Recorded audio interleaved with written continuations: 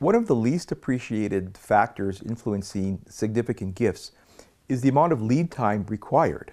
I mean, it just takes a lot of time. I mean, for example, it could be a period of years that you spend building a friendship, having dinner with a person, or greeting them at a banquet, or making small talk with them, on various occasions, at sporting events at the school or at the parish, right? So just building that friendship requires a certain amount of breathing room, shall we say, okay?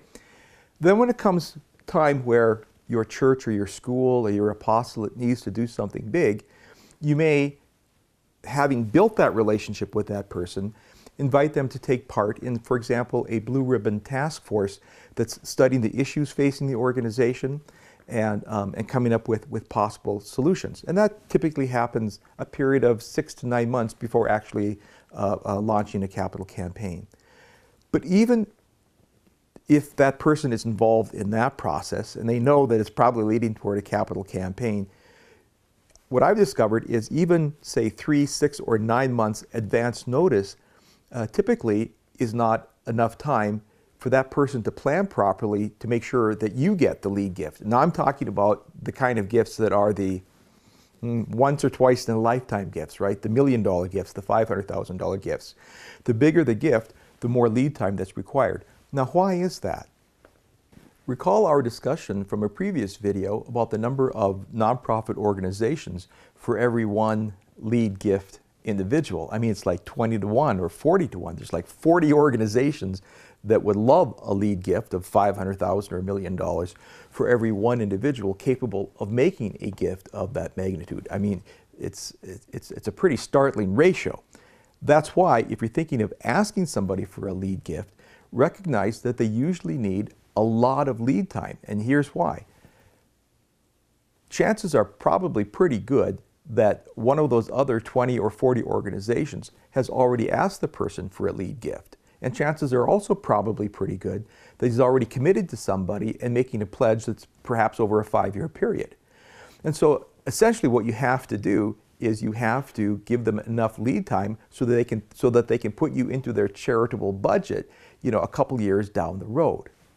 Let me give you a real life example. I went out to visit with the CEO of a Fortune 500 company, and I went along with the president of a Catholic school.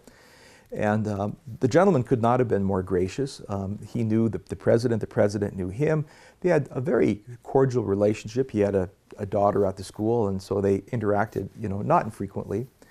But when we broached the subject of $1 million gift, he just smiled and said, well, I've got 2 more people coming this morning to ask me for $1 million gift.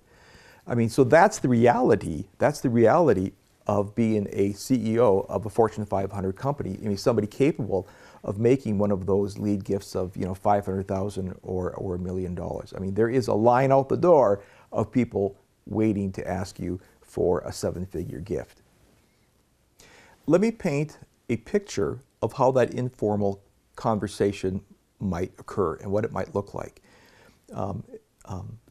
If I was president of that school and I knew 2 or 3 years in advance that something big was going to take place, I needed to put up a big building or something, I would look for an opportunity to have a conversation with that particular CEO. For example, let's say that I saw him at his daughter's sporting event, right? And at halftime, I would probably go over, say hello. We've had dinner together before, so he kind of knows me, I know him.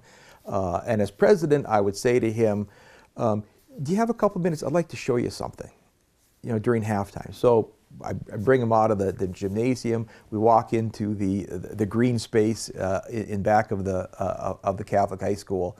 And I say to him, do you see this? What would you think about our school putting up a brand new science and technology center? I've just broached the subject, right? I've just thrown out a vision, casted a vision for the guy, right? Thrown out a dream just to get his initial reaction. That would open the door to a conversation about what we're dreaming about as administrators, right? And I'd get his initial reaction to it. It might lead to all kinds of conversations about his business and about his difficulty in hiring people who don't have enough experience in engineering or math or who knows what. I mean, it might turn into a great conversation.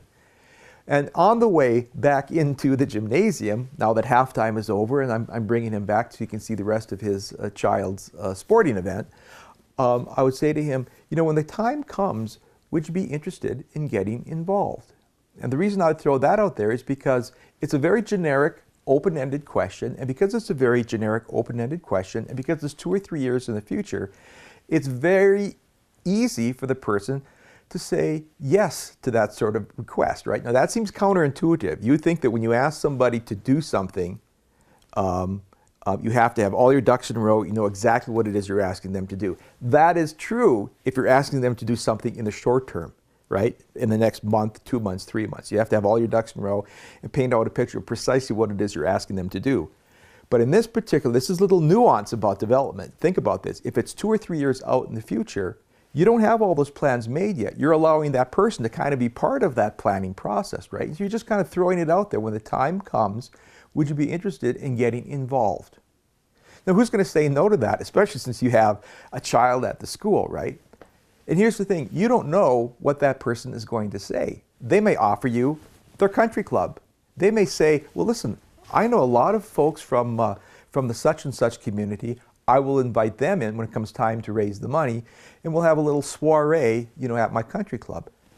They might have an employee that is particularly gifted when it comes to looking at budgets for construction. They may say, listen, you know, I'll send Jimmy John down to look over your bids and make sure that you're getting a good price. I mean, they could offer their help in a myriad ways that you would never even have thought to ask if you had pinpointed it, you know, just a month or two before the need occurred, right? So again, to summarize, if you're hoping for a lead gift from somebody, and I'm talking about a lead gift, I'm talking about a really big gift, $500,000, $1 million, that person needs a lot of lead time to plan for a gift of that magnitude.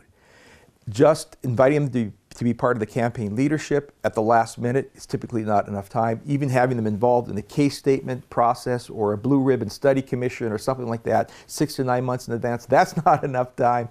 Typically, if you really want to have your best odds of getting that really, really big gift, have that informal conversation with them 2 or 3 years in advance. That will pay dividends like you wouldn't believe.